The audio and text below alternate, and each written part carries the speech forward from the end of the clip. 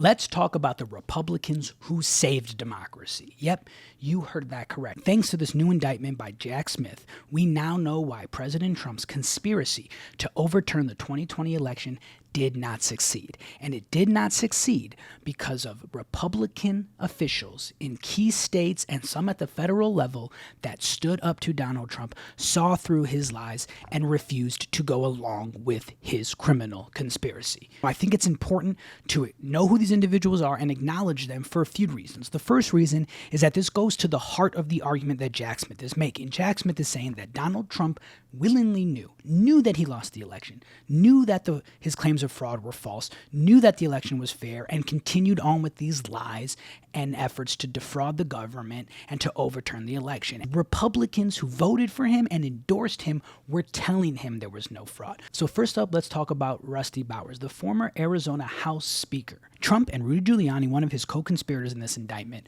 went to Rusty Bowers and wanted him to overturn the electoral votes that were going to Joe Biden from Arizona and give them to Donald Trump. He repeatedly told Donald Trump that you lost the state of Arizona, that there was no evidence of fraud within Arizona, and eventually released this statement.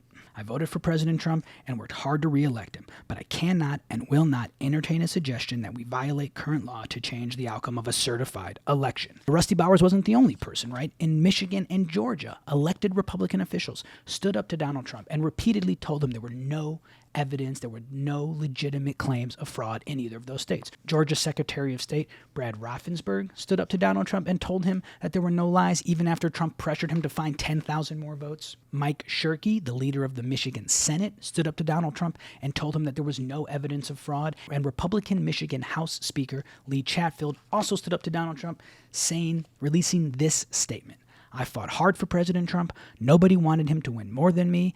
I think he's done an incredible job, but I love our republic too. And now last but certainly not least, the man who had the most incentive, who had the most motivation to stand by Donald Trump and perpetuate his lies was former Vice President Mike Pence. Not only was Mike Pence's political career threatened, but his actual life was threatened. There were chants of hang Mike Pence in the hall of Congress during January 6th. Vice President Mike Pence, who had every reason to lie for Donald Trump, who had every reason to go along with this scheme, repeatedly told Donald Trump, I do not have the power to overturn the election, and I will not do it. And thanks to Mike Pence, Donald Trump's plan to overturn the election did not work. These individuals go to the heart of Jack Smith's argument that Donald Trump knew he was lying, knew there was no fraud. And it's these individuals that provide the most damning evidence on why Donald Trump's attempt to overturn the 2020 election was indeed a criminal conspiracy.